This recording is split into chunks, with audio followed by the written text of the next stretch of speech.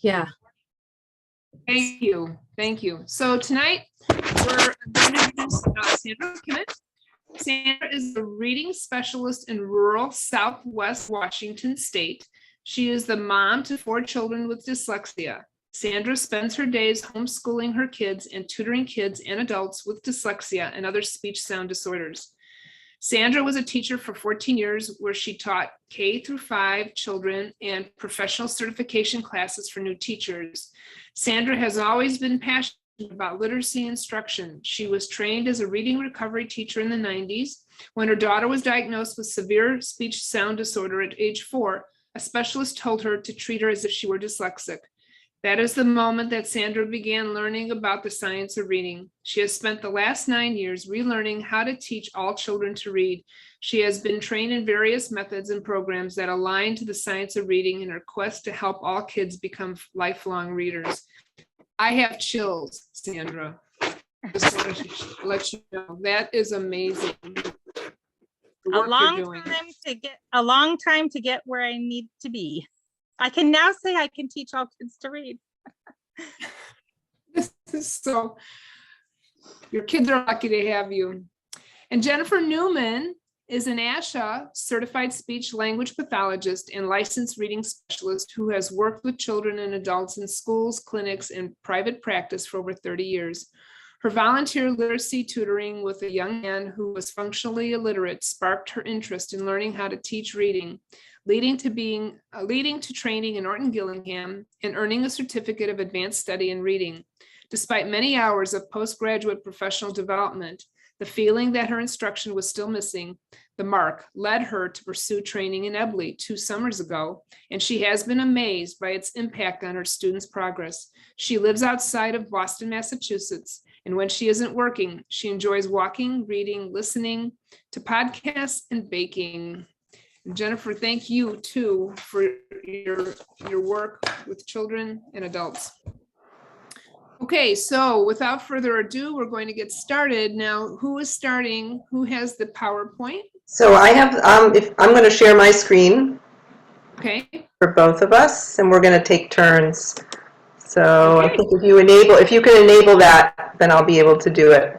Well, you are a co-host, so you should be able to do It that. says it's disabled. Participant screen sharing. All right, let's see here.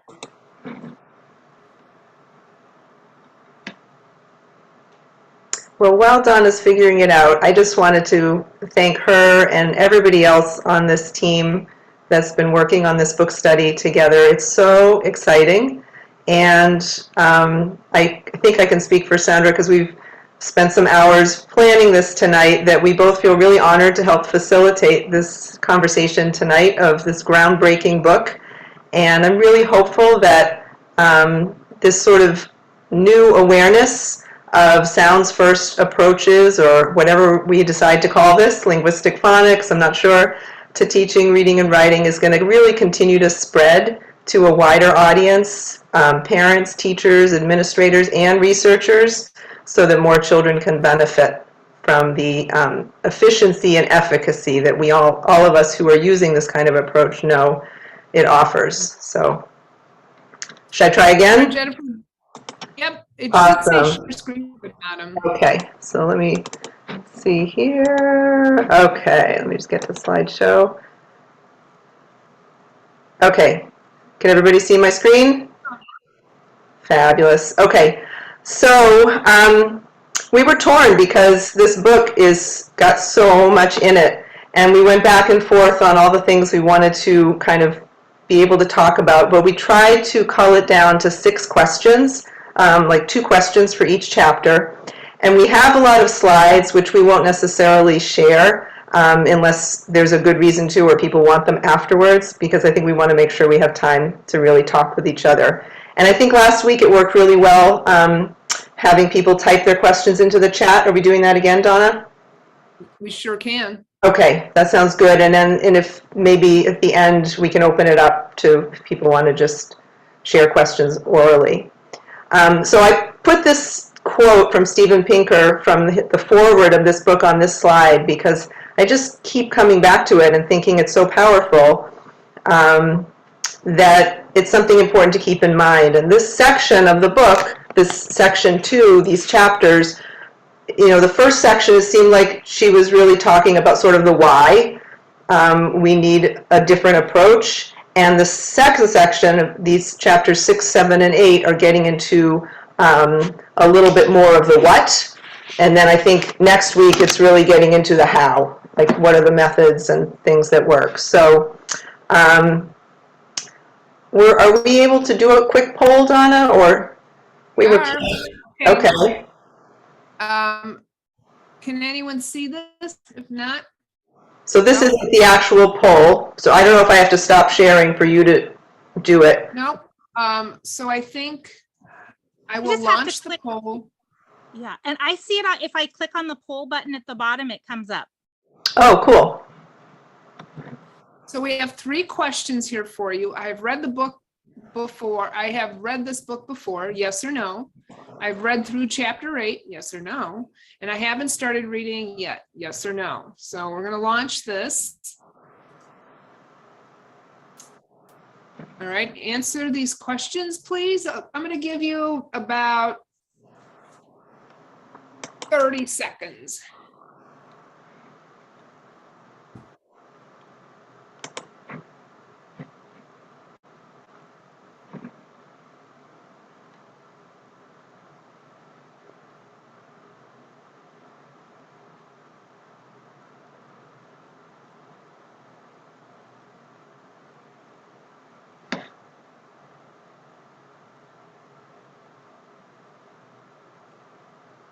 All right. Fantastic. Okay, here we go. So it looks. We're going to share. Oh. Did you see it? I can see the results. Can everybody else? I don't see. Oh, here we go. Can people see the results?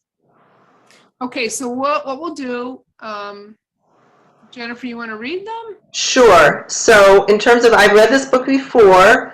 Only 17% of the people said yes, 83% said no. So that's exciting.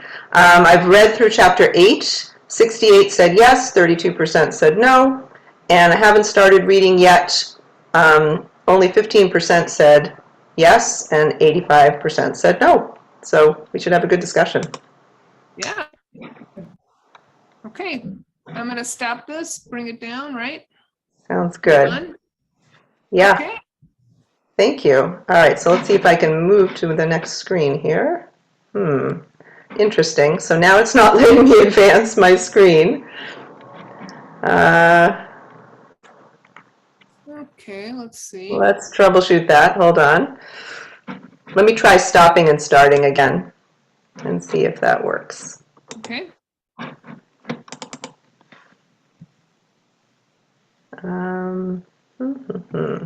It is not. Interesting. Does anybody who is savvier than me know how to troubleshoot this? Let me see here. If anyone knows, please unmute yourself. And I always push the escape button anytime. Okay. Escape for a second and then see if anything happens on your computer screen. Okay. Well, let me try this once more. It says you guys can see my application, but let's see if it will advance to the next. For still not advancing. That's really annoying. This wasn't supposed to happen. Let me. Jen, can you go out to where it's not full screen to where you can see, you know? Yeah, I'm going to try doing that. Yep. Hold on. Here we go. Okay. I think we got it. Super. Okay, so science to the rescue. we're still seeing you. Oh, you flew me. Oh, no. Okay, hold on. Well, let's try again. I got all excited for nothing. Hold on one second.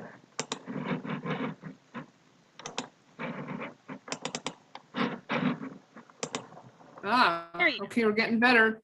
Yay! Okay, we're good. Okay, so the whole first, so this chapter 6, she spends time talking about these main topics, what science is and isn't. She gets into, is dyslexia a unique reading disorder? She looks at some studies, early studies that examine some of the subskills of reading, and then kind of presents a little summary of the research. And so this is the question that we wanted to start off with. She says, and I think this is another important quote, that in the past few decades, some educators have been misusing. I'm having trouble seeing all the words on my screen, so maybe Sandra, I'll let you read it. Okay. Are you able to? Oh, yep. Let me see if I can move. No, I think I got it. Misusing the word science, calling something scientific research when it's nothing of the sort. When people influence or misuse language, this can have dangerous consequences, leading people to believe that a statement is a scientific fact when it's not. So we thought it might be interesting to talk about why does McGuiness argue that it's important to distinguish between research and scientific research in order to advance our understanding of how we learn to read. And it feels like this is still a relevant question for us right now. Today. You can put your answers in the chat, or you can raise your hand.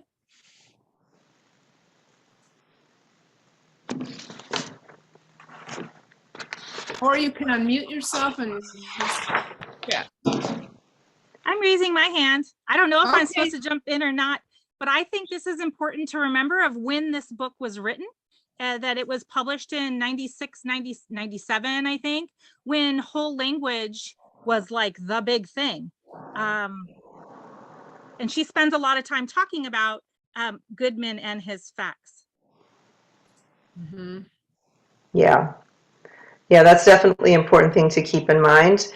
And I think later on in the book, somewhere maybe in chapter 8, which we'll get to, she also talks about how up until this point, a lot of the approaches to teaching reading really developed before there was any real scientific research on reading. So, Can I add to Karen? that? I work with quite a number of literacy professionals, and early in the last decade, we were doing some work, and I said, we want to make sure that this is vetted. And a number of my colleagues came back to me and said, I don't even know what you mean by vetting, and I wouldn't know how to start. So the idea that a blog is not scientific research, like those are pieces that really had to walk out. And these are with colleagues that were literacy leaders. So I think that's a really important statement. And whoever that we're working with, educators or parents, that quick understanding of what actual research is. Karen Johnson said, without proper scientific method and research practices, studies can be skewed to whatever results a special interest desires. Denise says, I think that's important because it determines the validity of the practice and not that it's a small sample of success. Yes, she goes on to talk about this. And then Lauren says, lots of people and organizations claim to use research, but only scientific research applies to the rules of scientific method, which are designed to eliminate as much individual bias as possible, in particular, clear controls and peer review. This leads right into your next slide. Yeah. So I really like how she kind of lays it out, because I think there are different types of research, and a lot of research that maybe is done in the field of education is more descriptive research, research that summarizes, observes, but what we really need to kind of dig into all these different variables that we know impact the development of reading is scientific research, where you have a more controlled study. And so I just kind of summarized some of her points related to that. Were there any other comments or? I think on page 116, it states that this is not, so scientific research is based on, has to have samples and has all these terms that I did not really know what they were, but I'm trying to understand them. Has to be statistically significant, there has to be an objective, it has to answer a question. And it says on page 116 that this is not to say that scientists never have biases or hunches about their research, but real scientists are not wedded to their theories. when the data runs counter to these theories. So Right. proved. Right, that anything can be, right, that science can be refuted, right? So that's the whole purpose of it. You continue to try to replicate things, and you either confirm or you refute, and that's how we kind of get to what's the truth, the objective truth about something. So that feels very important. And so I think we do need to be careful of the language we use, because especially, and this is not saying anything at all against Donna's Facebook group, which is fabulous, but I think people are being a little cavalier sometimes when they throw around the term science of reading. And lots of things get thrown into that maybe aren't always backed up by scientific research. We have to be careful about that. So then the next, I think, part of this chapter that was worth talking about is that she makes some very bold claims about dyslexia and about learning disabilities in general. And so we thought it might be interesting to talk about whether her arguments about dyslexia and learning disabilities still hold up, and what are some of the key research findings that she describes way back in 1997 that are still really valid today.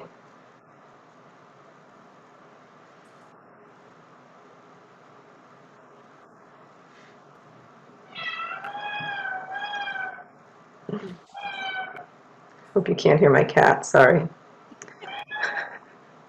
Loud and clear. Oh, no. It's okay. It's not that bad. He really wants to join us. So this is the chapter that I was, most anticipated about reading because, I'm very active in the dyslexia world and I attend all the conferences with neuroscientists. And this is the one chapter I feel like if she were alive and revisiting her book, she would change some of it with regards to dyslexia is a disability.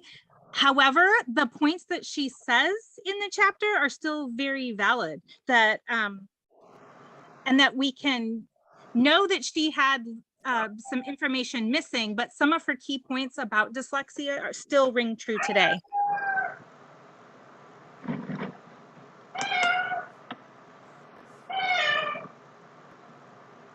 Right, so I'm noticing Ingrid is saying McGuiness did not dispute the difficulties that dyslexics have, she just didn't want to call it that. And I think that's something that we find ourselves stumbling on still, because we know a little bit more about how it's really a spectrum disorder, and it's hard to, scientists have had a hard time deciding, well, what is the cut point for dyslexia, and so should we be using this label for a subset, or is it describing just anybody who's having difficulty learning to read? Do you see some other? I'm looking. I think the point Miriam says, I think the point she makes about biological environmental factors resonate with the cumulative risk and resilience model recently proposed by Hugh Katz and colleagues. Definitely, yeah, that was an interesting article.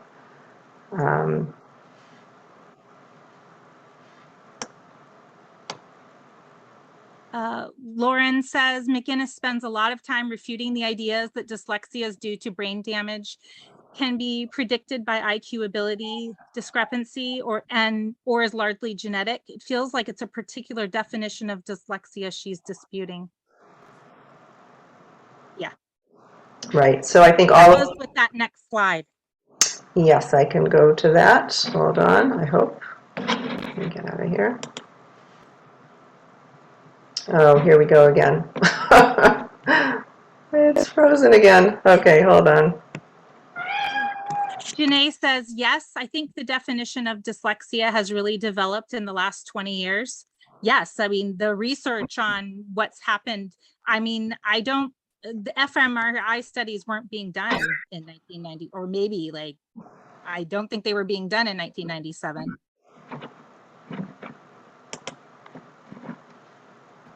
Okay. Got it? Yeah, sorry about that. I don't know why it keeps glitching.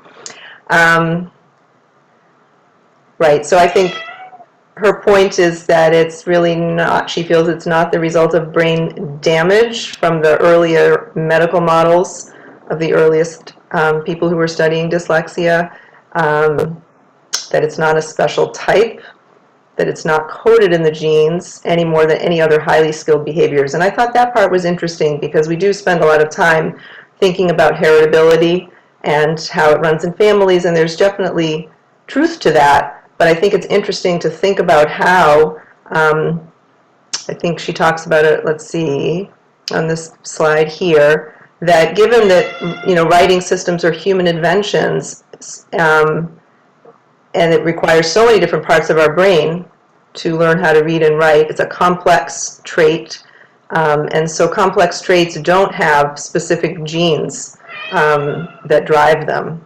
So I think that's important to keep in mind too, and something that rings true. And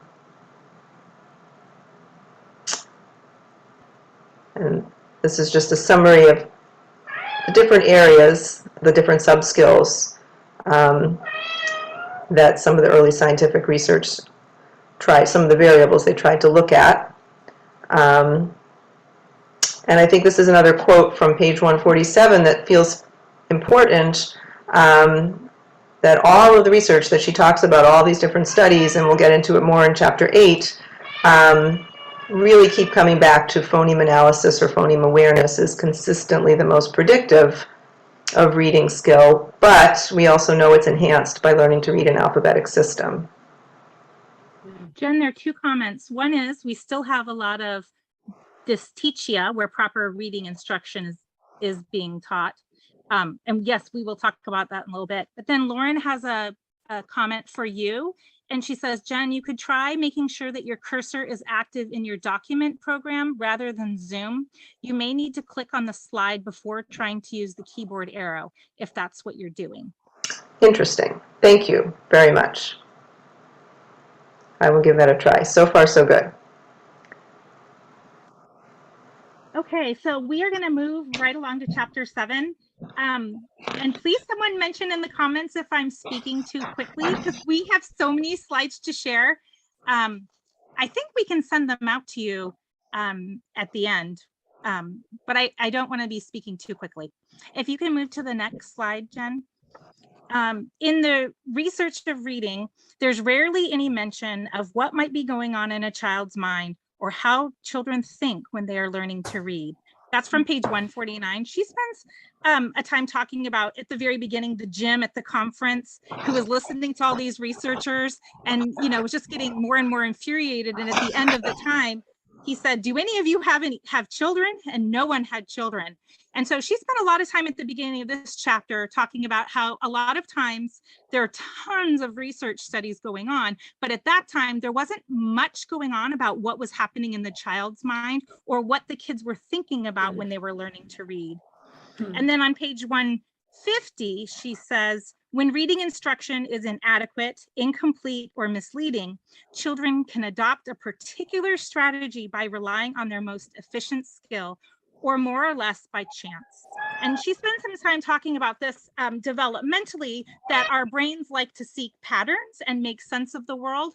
And so if we aren't given the structure to help make sense of the world, we'll just pick any one that makes the most sense to us, whether that's true or not.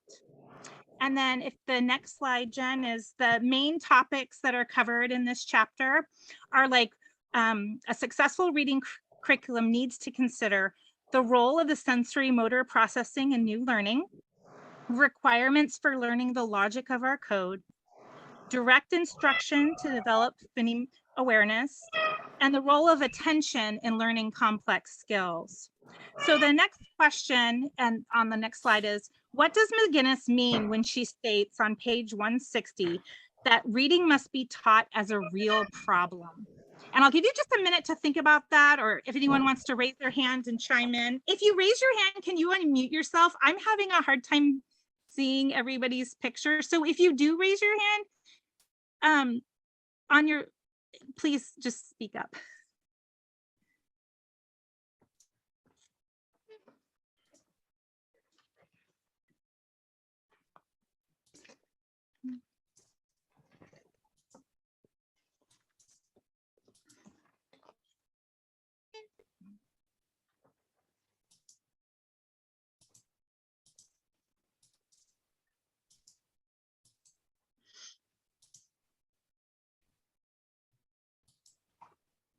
And Jen, can you go to the next slide? Oh, it's not doing it now?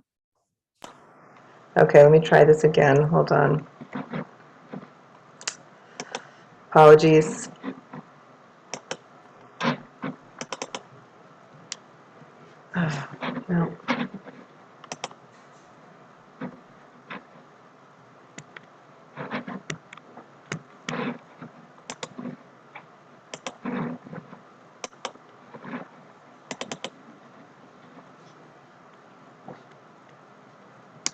No. Well, I'm just going to read the quote while we're waiting and the Yeah, slide will sorry. catch up. So at the beginning of this chapter, she spent a lot of time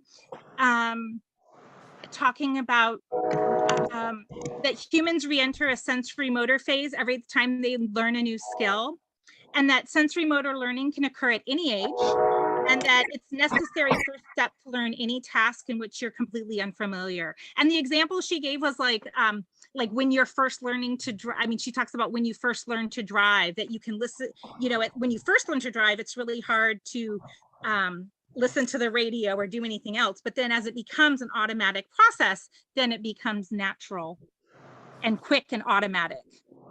And then, there we go. Hold on, my comments just disappeared. I see there's a comment. Donna, can I ask you a favor? Absolutely. I'm having some technical difficulties here with the slides and monitoring the chat. So would you be willing to monitor the chat for Oh, sure, of those course. questions? Thank you. Miriam says the sounds and the way the sounds are represented should be taught in the context of a whole word that the child knows, not isolated flashcards. I think she means that reading requires explicit instruction, leaving nothing to the children to figure out on their own. For the last 20, this was Dorothy, sorry. For the last 20 years in Ontario, Canada, reading was to be caught, not taught, which is the opposite way of how it should be done. And Karen says she uses the term real versus abstract to indicate that reading should be tied to a child's everyday sensory experience. In this case, the sense of hearing speech. So let's see. I would also add to that the sense of speech, which is a motor act. I mean, that's where the multisensory comes in, right? Mm-hmm. Yeah, on page 155, she has, there's a slide that says, can you go back 2 slides? It says some Sure. routines that must become automatic. I think it's one more, if you can. Sorry.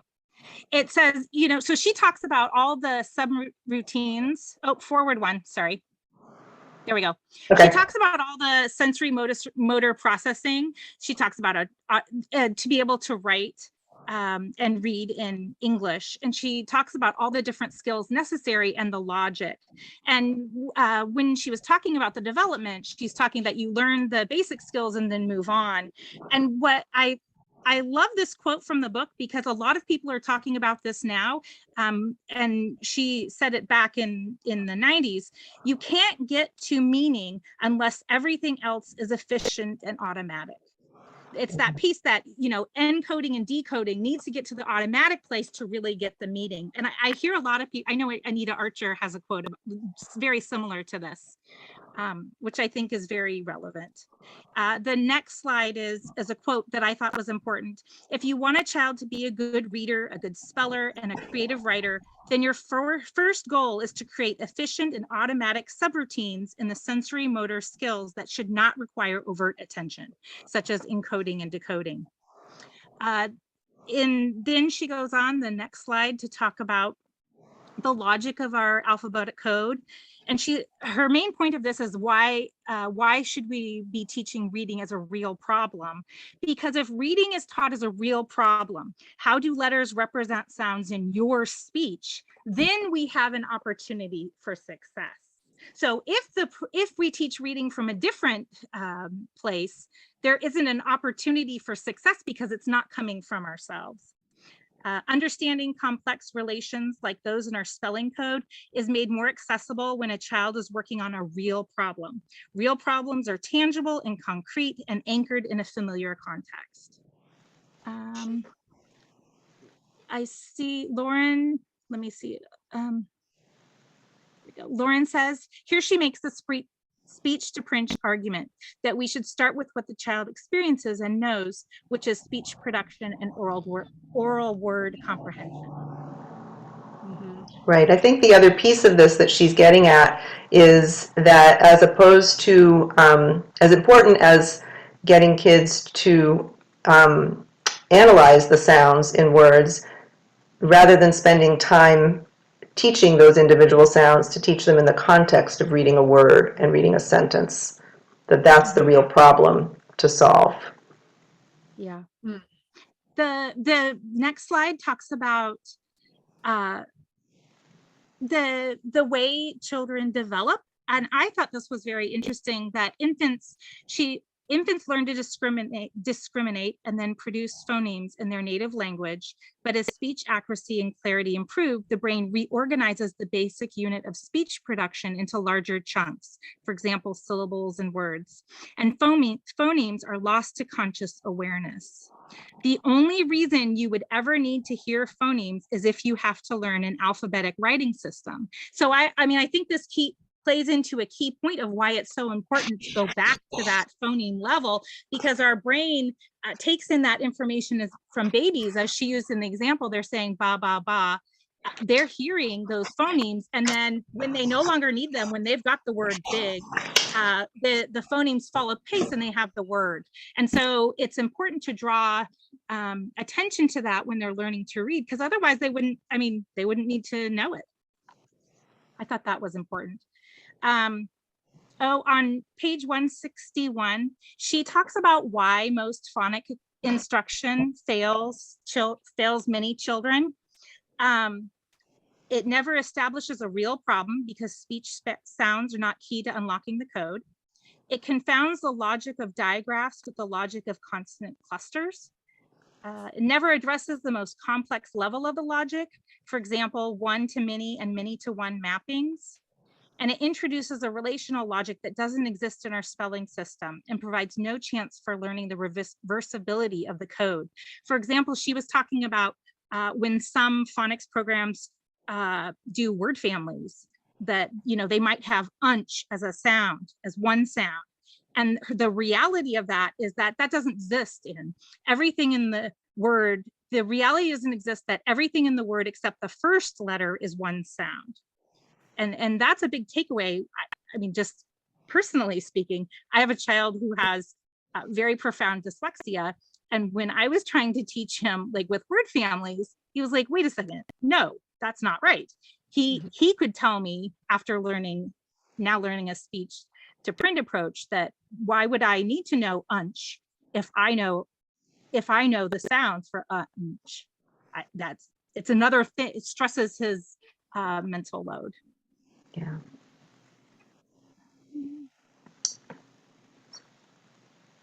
Lori says, learning to read is not developmental. It is not stages that the child passes through, but mistakes that need to be explicitly and systematically taught.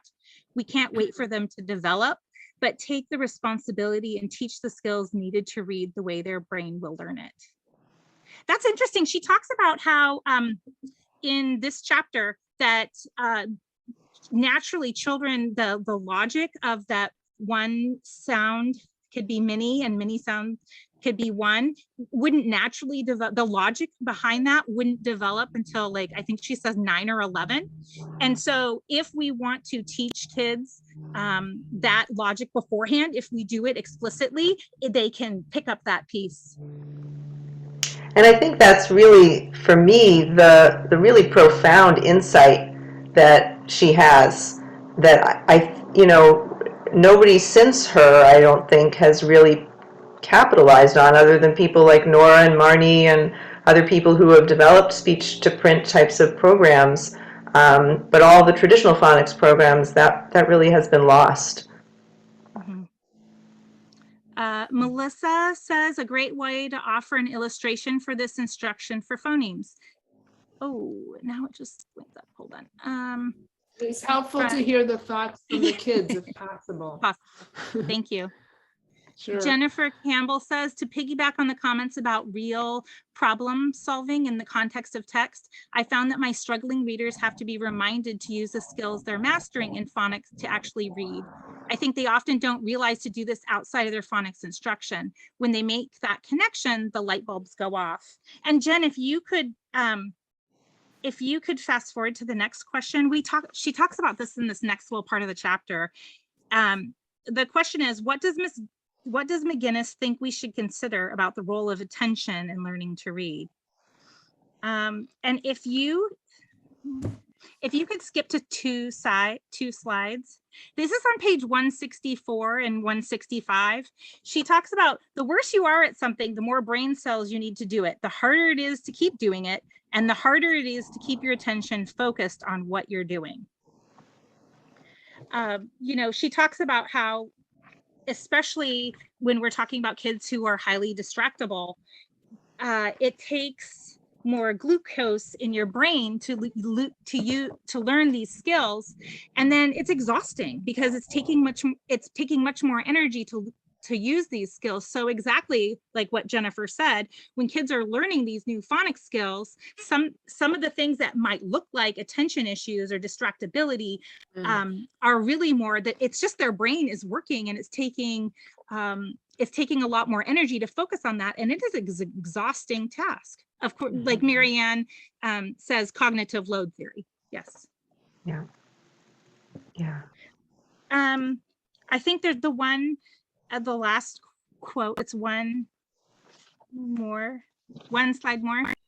That there are scores of studies which show that the majority of children diagnosed with attention deficit disorder have serious reading or other learning problems, or both.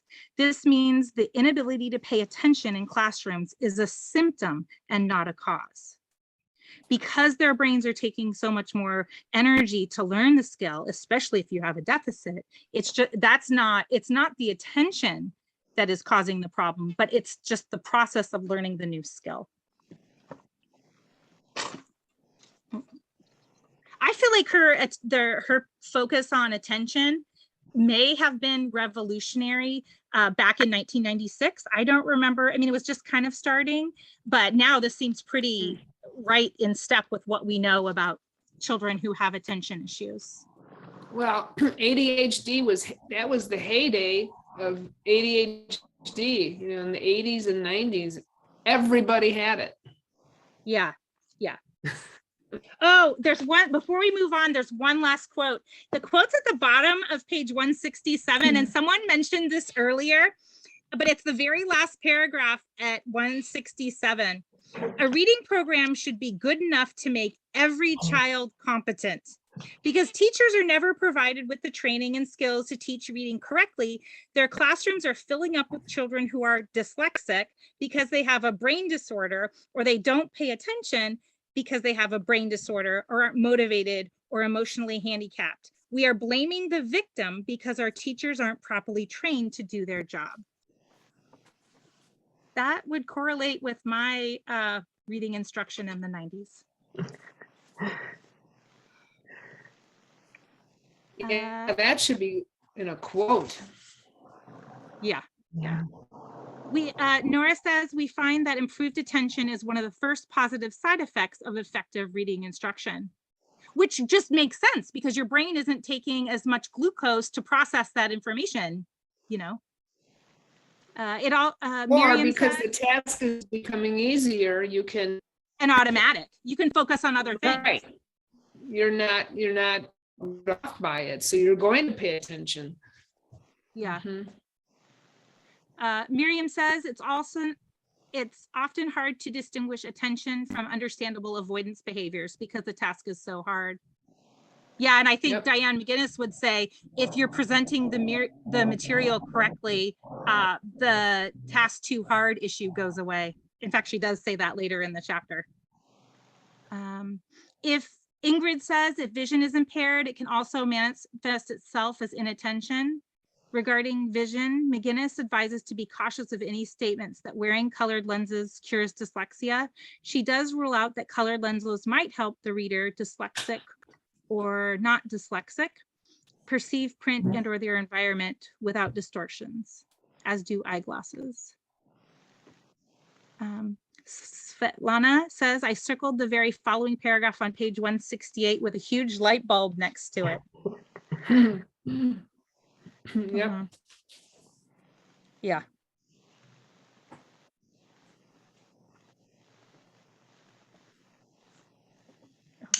Any others? Should we move on to our last chapter? Sounds Keep good. going? Okay, so the proof of the pudding, reading programs that work. So this was another sort of dense chapter going through a lot of different studies that have been done. And she starts off by talking about some of the challenges of conducting well-designed studies. And I found this interesting as somebody who often feels frustrated that, come on, why don't we have more data? Why don't we know more? We've been doing this for so long. And yet I was kind of, reminded about how challenging it is to do, to create good methodology and do it in a way that is valuable and replicable by other people. So the topics that she covers in this chapter are looking at some studies that were done preschool and kindergarten, some school-based interventions with typically developing children, then some remedial programs for school-age children, and then again, sort of what we've learned from all this body of research. So here are some of the points that I pulled out about why she feels that we have so few well-designed studies. And if there's anybody on the call who does research, I'd love for them to chime in if they have other thoughts. So she talks about how experiments on real people doing real things in the real world aren't so easy to carry out. And that teachers need to be given clear rationale for being asked to change their methods. The method has to make sense and work in the classroom. It has to include materials, lesson plans, and lots of teacher training. I have a feeling Nora might have some things to say about that. And that many of the studies conducted over the past century really suffer from a variety of methodological problems. And I think we know some of that even from the National Reading Panel when we look at how few studies they were able to use to come up with their recommendations. That was just somewhat disheartening. So curious if anybody has any thoughts or comments to add related to research. Nora says, we are in the process of writing an EIR grant with UVA. Even they have commented on what a challenge it is to process writing and implementing a 5-year grant. Holy cow, I had no clue. One must have fortitude for sure. Mhm. Mhm.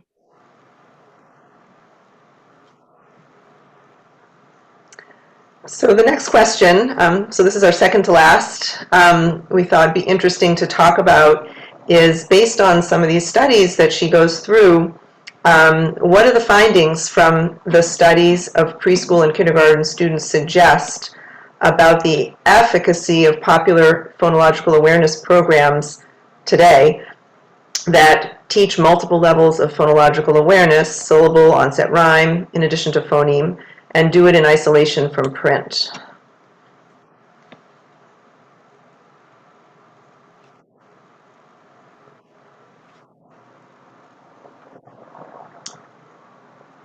And I think it might be good to jump 2 slides because that's that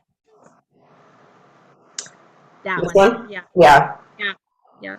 Right. So these were some of the takeaways from all those studies of what really had a minimal impact on later reading.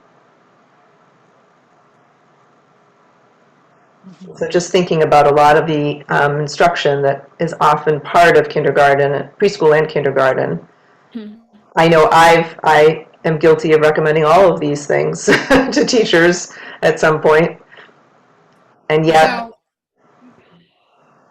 yeah. yeah, go ahead. Well, the last one, learning letter names, is part of our assessment. Names and sounds, that's an automatic. And yet is there proof that we should, is there a connection with research that letter names are, are predictors of reading? I have heard that it is. I don't know. In the studies that she cited, there wasn't a conclusion that it had any impact. And I'm just trying to grab that. There were a few studies. Byrne and Fielding Barnsley did a study, and the other group, I'm trying to grab it Was quickly. it Ball and Blackman, maybe? Yeah. Or there was another one with Blackman And there was one, the Jolly Phonics, Sue Lloyd. Mhm.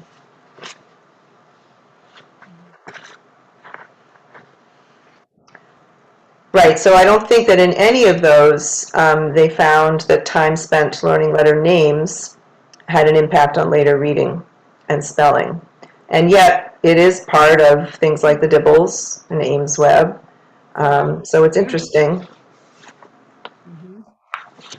Well, many of the curriculums out now spend, a couple of weeks doing segmenting sentences into words, and then we go into syllables. So we're going from these bigger units to these, smaller units, playing rhyming games. I know one school district who wouldn't move on until the kids could all rhyme. Well, you might wait till they're in high school, Right. because rhyming is so difficult for kids' phonological processing.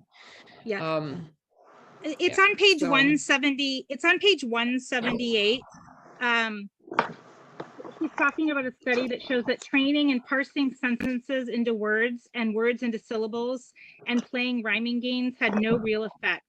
The groups did not differ in the skills after the training. None of the skills were found to correlate to reading and spelling scores later in time. The activities took up to 50% of the training time that was essentially wasted. This finding was replicated by Barbara Florman and her colleagues in Houston.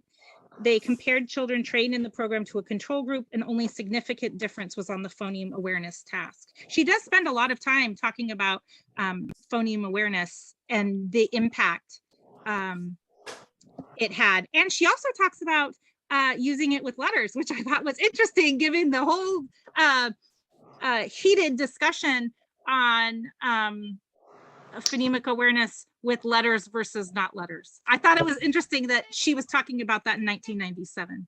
Yeah.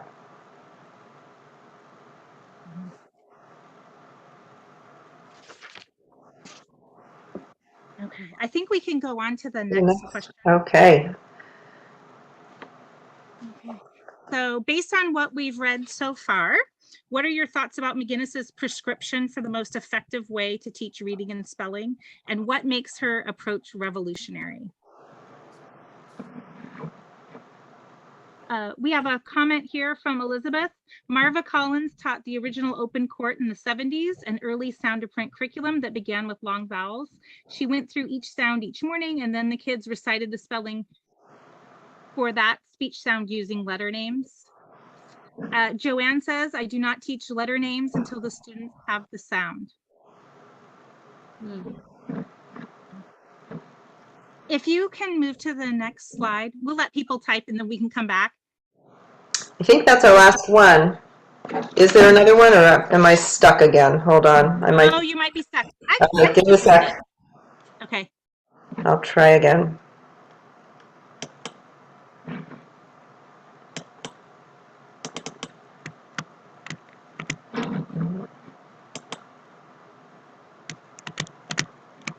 I can just read it if. Okay, yeah, go ahead. It's going to take me a couple tries again. Okay, so the takeaways from her studies of preventative school-based and remedial reading programs, that children can be taught to unglue sounds in kinder or earlier. So that goes back to her research that the sounds all become into a word, but you can teach them to unglue the sounds. She talks about co-articulation, that we don't necessarily hear when we, for example, her example in the book is when you say the word dog.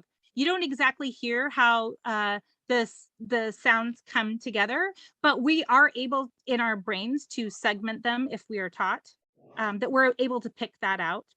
Phonemic awareness training by itself does not automatically transfer to an understanding of letter sound correspondences. And then teaching teaching only the basic 26 letter sounds is not sufficient. Kids will not become proficient readers as quickly if they don't have all the sounds. And then the next slide is that highly structured clinical programs can be successfully adapted to work in regular classrooms, because she was looking in the chapter, she was looking at a few programs, and some of them were for individual kids, and then some were for whole classroom. And she did find that although it didn't go as quickly, she still saw the same results, which I'm sure Nora's work would agree with. And then this is a touchy point, but she talks about many of our popular remedial programs fall short of providing the instruction students need to become proficient. And one of the big takeaways on this for me is I have 4 children with dyslexia, some of them who are older and very profoundly dyslexic, that some programs take 2 to 3 years to in the game. And that is just unacceptable, that it shouldn't take too long. And so on page 205, he has a whole appendix. Oh, it starts on page 204, sorry. She has a whole appendix of pitfalls of popular remedial programs. They take too long. They fail to teach all 43 phonemes in English. They fail to teach phoneme proficiency. They're visually driven, not phoneme driven. They use letter names extensively. They teach reading and spelling as separate processes. They teach lots of decoding and spelling rules that often don't follow the rule. They use misleading language. They train the wrong perceptual units. They sequence instruction by letter patterns, not phonemes. They're incompatible with a child's cognitive level. And they teach spelling code overlaps, but not spelling alternatives. On page 204, she talks about she can answer her last question. No, poor readers don't have to stay poor readers for life. And then this is very controversial, I know, but I will just say it. They don't even have to stay poor readers for more than 12 weeks. If your child or family member is languishing in a remedial reading program or in a school for dyslexics and making no progress, then he is in the wrong program or the wrong school.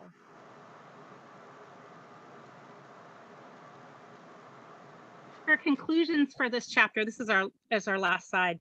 The earlier children are taught to decode our writing system, the less likely they will have problems, and the sooner they will be able to read real text accurately and fluently.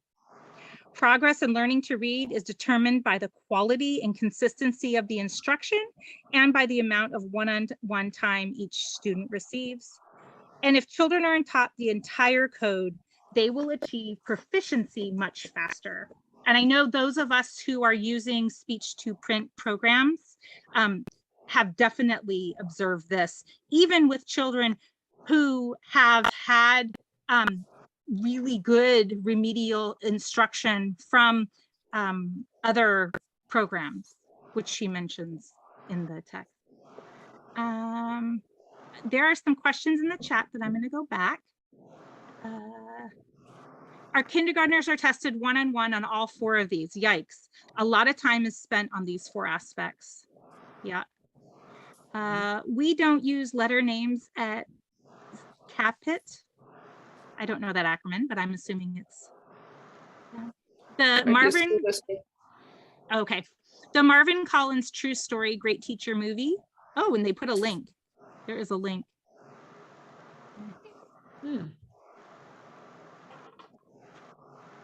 Jen and I, in our conversations, we were wondering ourselves, like, we know quite a few teachers who have been trained like us in OG, a methodology, and then who have gone on to be trained in speech to print programs and then use speech to print programs.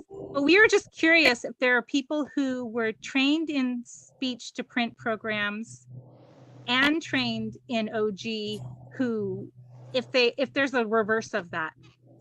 I don't know the answer to it, but I'm curious. Right. I think if anybody prefers to use an Orton-Gillingham approach after having learned or been exposed to speech to print. Oh, you worded that better than me. Karen Johnson says, page 201, never use misleading or meaningless language like long or short vowels. My question, is there a benefit of teaching categories of vowels? Should I call them lax versus tense vowels? That's an interesting question. I think that McGuiness would probably say no. That's interesting information for a teacher to have and to be aware of, because it might be helpful in some way in understanding why a student is struggling, maybe to perceive differences in sounds. But I think that would be, extra language that would add way too much cognitive load.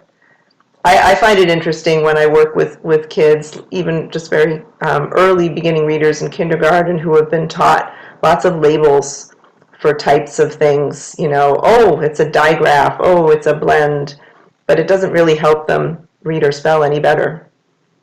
So here's a question. What do we call them if it's not long and short vowels? So I would love Nora to answer, because I refer back, I could repeat what she always says, but Nora talks about that, they have one sound, two sound, we don't talk about it as vowel versus consonant. Right, I think that those terms are misleading because there isn't actually anything long perceptually. If you were to use, I forget what it's called, a spectrograph or something, to map out when somebody's speaking, those sounds are not technically any longer. I think that was a label that got attached early on that we've stuck with. Yeah, and Joanne calls them, she calls it vowel sound and vowel name. That's interesting. I think I've heard Nora do that too. Yeah, and the simple thing that you can do is, what sound do you say for this spelling? Whether, we'll talk about vowel as far as there's one syllable or in each word, but what sound do you say for this spelling? Because again, we're changing this whole, and this is part of the revolutionary part of Diane's everything. We're changing from these are the letters and now we have to deal with this to we can speak, we're saying the sounds. These letters aren't saying anything. So what sound do you say here for this spelling? Whether it's a 4-letter spelling or 1-letter spelling or a 2-letter spelling. When you read about the cognitive load theory, also in this complexity that we put in vocabulary into kids' brains, that mucks up, the channels basically, and causes so much confusion. So one thing that I've done always with Emily is simplify the terms we use with teachers and with students, because sometimes I'm like, I don't even know what that means. Like the term that was just used with vowels, I don't know what that means. So I figure if I don't know what that means, and I'm a great reader and speller, first of all, we probably don't need to know what that means, but also it's going to be confusing for the kids. So simplify is another revolutionary thing about Diane's work. She has simplified it so much that it causes huge cognitive dissonance. I was just talking to Rebecca before we came on here about this huge cognitive dissonance with teachers who have been led to believe that this is, some teachers will say, I have my master's, and one teacher I'll never forget, she said, I got my master's from the University of Michigan, which I'm a big Michigan fan, but she said, and they talked about the mystery of reading, and I paid a lot of money, and it was still a mystery to me. I had no idea about what to do about this. So we don't want to make it a mystery. It's a system of logic with, that's very sensical only if you know how to apply it. So I think being as simplified instead of complex as possible, and when we go from what we're speaking out of our mouth, we don't need long and short and magic and silent and rules and types, or we don't need any of that. Think about the instructional time that's freed up. That's the really exciting part too. One of the most, Karen mentions this comment, and then I have a little anecdotal story. It says, when it comes to decoding multi-syllable words, we begin by recognizing that each syllable must have a vowel sound. So we must teach them the concept of vowel versus consonant. Here's what I will say about this. My most profoundly dyslexic kid is 14. He's been through every best reading program available. And his writing at 12 were all consonants. Like there were no vowel sounds. And when I moved to a speech to print program, almost immediately there were vowels. Now he might, if he's writing train, he might put A-N-E instead of A-I. He might have the wrong combination, but he has the right approximation. And almost immediately when we're focusing on the sounds that we hear, and that each sound has to have a representation, either 1, 2, or 3 letters, he almost immediately got it. And that was after oh my goodness, like, I mean, I hate to say this, but 10 years of instruction, he didn't have vowel sounds. And I guarantee you, he will be a kid who's, when he's 50, someone will say, what is a vowel sound? He will not be able to tell you, but he can write now. And it looks, it looks phonetically appropriate, that maybe some of those vowel sounds are off, but I can read it. You might know, Nora, what that magic is, but I can tell you, I've seen that in all the children that I have switched to a speech to print program. I no longer see those strands of like consonant sounds. I see the consonants and the vowels. And part of that too, Sandra, is letter name interference, Yeah. right? B Right. and C and L, and so they're going to use that letter name, fell, f, okay, and then L, the letter L, because it's those. So when you're mixing up those letter names and consonants, the majority of kids who are going to read fine, it's not, and it is, that, and I saw somebody had mentioned too, that it's the letter name and sound research is, it's not causation, it's correlation. There is a correlation. The kids that know their letter names better, know their sounds better and can read better typically, but it's not because they know their letter names. And the reason I know this 100% for assurance that I haven't had the double blind studies and all of that is because every single solitary person who is completely illiterate or very low level literacy that's come to our reading center in the last 20 years from the age of 8 to 82 has known their letter names, everyone without exception, and they can't read at all. But what do they not know is the sounds, because the sounds are what we access, to read. So when we're doing segmenting really to the smallest unit of sound all the time, you can't leave out the vowel sounds. And when we talk about multi-syllable, we always say, like if you sing it, Ricola, the vowels are your volume. That's what you get. So it's kind of just embedded in, and it's not this whole separate thing that has to have all this separate instruction, which is the beauty of it. There's just not a lot of extra, independent instruction that you have to do when you're teaching an integrated system in the context of of words and moving to sentences and beyond really quickly, but still being explicit and systematic. And so these kids, because they're used to it's the process. And I think that I've been really thinking since we started this book study, what is it? We've talked when I did my chapters and I didn't have these nice PowerPoints, you guys are amazing here, but about why is it that you have to get a quarter of the way into, I think Jen said this, into teaching in a speech to print, methodology to really get what is different. And it's really, why it's so dramatically different. It's not something that you can explain. And I am really trying to put my finger on why that is. But I think the integrated piece is a lot of it, and that there's so much that can be shed away that's not necessary, that's been really piled up. And it's like, oh, it was just this tiny little bump under here. It's not a great big mountain that we have to deal with. So there's it's almost like this beautiful simplicity that, especially for educators, it's just too simple. It seems too simple and straightforward to be true or possible. I don't know if you guys who teach, this way, especially after having taught, in different, whether it's balanced literacy or OG or whatever, your mindset, what is your mindset as far as that, Jen? Are you talking to me, Nora? Yes. Sorry, there's a couple Jens on here, I think. Absolutely, I think it's a leap of faith. You have to, especially when you spent years learning lots of different things and piling up your toolbox, and some of them work for some kids.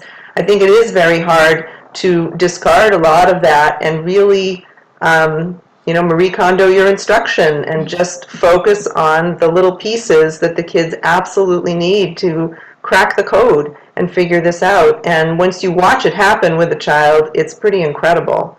I'm noticing somebody's comment. I don't know if anybody read this one out loud. It's from a little bit ago, but Karen, it wasn't Karen, it was Ingrid Sherwood said that Linda Farrell advocates letter names as umbrellas to be taught initially. And if I'm understanding speech to print, then letter sounds are the umbrellas and the letter names are taught incidentally. And I thought there was some comments here somewhere, I lost it, about sound walls versus word walls, which is an interesting thing because I've seen that happening. Have you seen that, Donna? And a lot of people are trying to switch from word walls to sound walls, and yet I still think that it ends up being wallpaper for most kids, and it's not necessarily helpful. Yeah, we do have a problem with that on our site, and I highly encourage them to get training to use the word wall, the sound wall, so you know why it's up there if you're going to use one. Right, Otherwise, it turns into right. And I mean, a bunch Sandra, one of of scary mouths with no reason to be up there. right, and I think, Sandra, you maybe have some experience, you can speak to this, maybe for a very small percentage of kids who have apraxia of speech who need some extra cueing for those mouth positions, though that could be helpful, but I think for the vast majority of kids. Yeah, the most of the children that I see don't need, so I also use lips. And most of the children that I see don't need that explicit instruction in the placement and movement of their tongue and mouth. However, I do work with children with childhood apraxia of speech for whom those children's speech is not natural. Their brain does not get that connection. And those children, I mean, I think it's like 2% of all children with speech disorders. It's a very small population. I just happen to see a lot of them. They absolutely need the lips, or I forget the speech tool lady. Sorry, but she has the cues where you have to explicitly teach. But I'll tell you one thing, putting up the speech posters on your wall without teaching it explicitly will do nothing. The lips program, the lips program in a very short time very explicitly tells and teaches children where to put their sounds in mouth, and it's done in a very explicit way. But I would say that the population that would need that would be pretty small. Yeah, well, and I think that too, Sandra, is like, if we look at instructional time, to me, instructional time is gold plated. And if I can go from 2 seconds to 1 or a half a second, as far as efficiency, trust me, that's what I'm teaching my teachers, because efficiency is huge. And if you think about 2% of kids with speech problems, this should be in a speech place, right? But if the whole class is getting that instruction that isn't necessary, you're taking up a lot of instructional time that most possibly in the vast majority of classrooms is not necessary. I mean, it's not going to hurt them, of course, but it's not necessary. So for us, what we always say, we cut off everything that's not necessary. We're not going to teach teachers anything except for exactly what you need to know to teach somebody to read quickly into their highest potential. And of course, you can add in all that other stuff because you can have all kinds of free time. But and plus think of all the wall space that it takes up. But it's kind of a trend. We do sound walls is what we call it, but I've been calling a sound wall for 20 years, but not that kind of sound walls. What it is like, all right, here's the different ways to spell the sound or I don't know, j or whatever. And those are up on the wall after they've sorted them, so they can look at those patterns to help both with reading and with spelling. And it's also a working document that's added to. So there's a purpose for it for the children, and also a purpose for discovery and continued learning. So those, asking those questions, and that's what I say to our teachers too. Why are you doing what you're doing? The number one and really only answer should be to help my kids become better reader, writers, and spellers more quickly.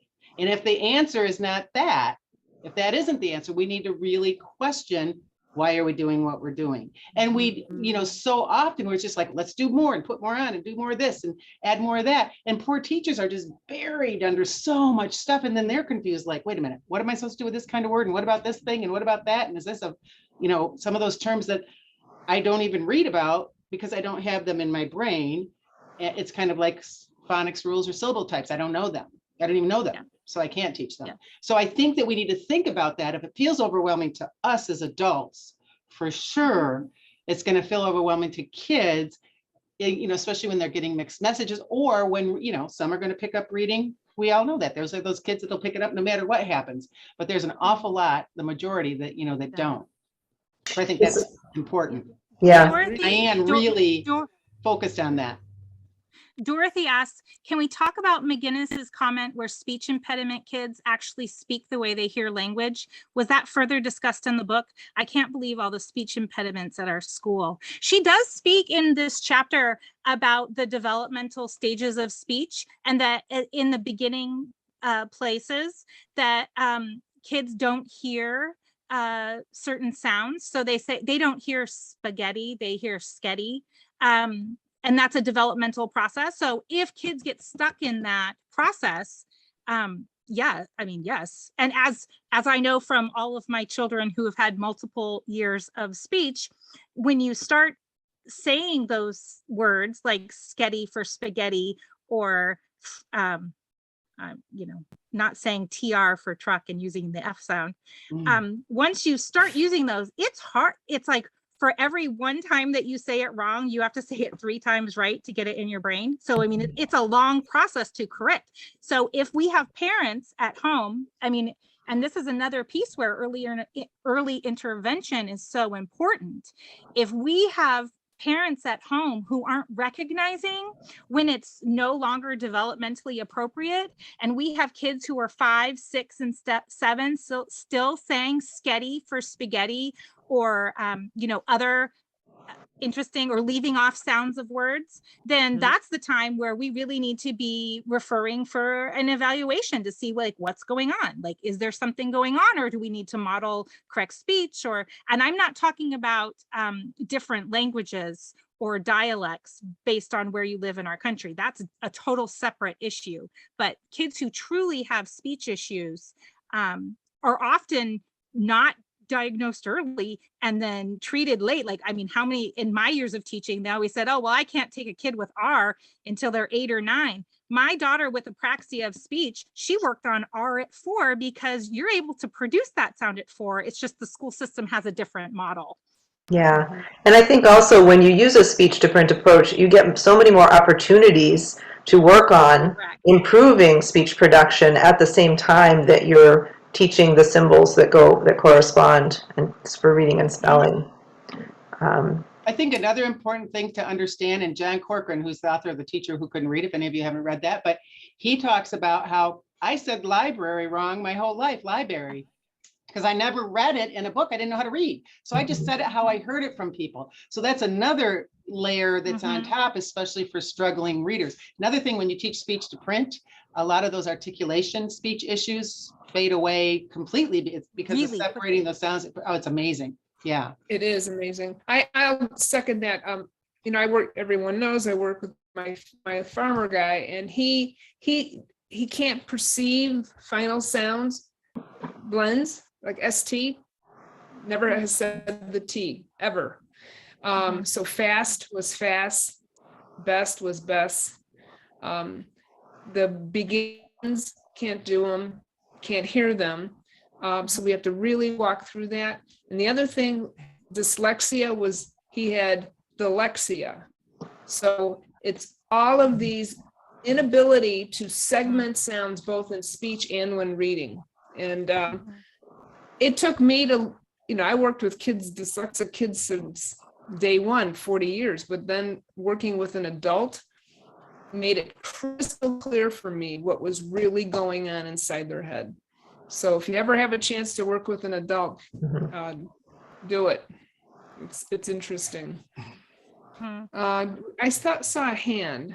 Lauren, did you have your hand up? Lauren Thompson? No. Okay, you're just waving. Okay. It was interesting. I started with a new student in March, and the student is now going into 3rd grade. And I assessed the kid and referred immediately for an IEP because this kiddo happens to have pretty profound dyslexia. And I had said on my initial assessment, okay, when you go to your speech teacher, here are the sounds that this child is not making. And it was, common things like S, like sh, and she didn't do R's, a vocalic R, which is really common. And so we started working twice a week. So that was in March. And by the time I got around to the speech eval, it was like at the end of the year. So it was like end of May and June. And the speech teacher called me and said, I'm no longer seeing this because the little girl said, oh, my reading teacher says to put my teeth, it fixed it that quickly. Like it was just that, like you were saying with your older farmer student, he didn't have that perception. And when you catch it younger with kids, they can really pick it up quickly. I mean, really, it can happen March to May, end of May. She no longer needs, she may need speech for other reasons, but no longer for articulation. And it's that speech to print, that focusing every time, like with Nora's work, there's so many opportunities to hear the sound, put the sound down. In every single lesson, we practice like 25 times in, a 20-minute period. It's that many times of repetition is what gets it. So I think that might be all the comments or questions. I know we're pretty much at, oh, we're way past our time. That's We good. did We're have okay, we're some, it was okay. a meaty chapter, Yes. chapters. It was meaty. So I think next week will be our last week, Donna. Right. Next week is that Lana, raise your hand, she's here. And Rebecca Miles are going to be our presenters. And it's chapters 9 through 12. Again, lots of reading to do. But I think we did an amazing job. I want to thank our facilitators tonight, Sandra and Jennifer. You guys made it look easy. I want to thank you for your I apologize for all the technical glitches. Yeah, Well, it's okay. All right, everyone. Good night. I'm going to stop recording. If you have questions, just send them to me or Jennifer or Sandra. Thanks, everybody. yes, Good thank night, you. everybody. Well done. Yay, Jen, I think it went really well. Even despite, I would have had more technical issues on my end because I don't know how to do the Google Slides. Oh my goodness, you learn something each time. Yeah, no, I'll figure it out for next time if there is Well one. done, both of you. Excellent. I'm surprised our time was right. Wasn't that off? I You thought we were gonna- spot on. We're supposed to be, this is supposed to be 90 minutes. Oh, okay. I thought it was going to be an hour. Okay. So the PowerPoint you sent me is the one that you showed tonight? Yes. Yes? Okay, I so think I will send that along with the recording to people. Thank you. That would be nice because you couldn't write that down. No, it was all good. Great questions too. All right, we're excited for next week. Yeah, I am. It keeps getting meatier and meatier. It's very good. Yeah. All right, friends, good night. Good night. Hey, thank you. Good night. Good night.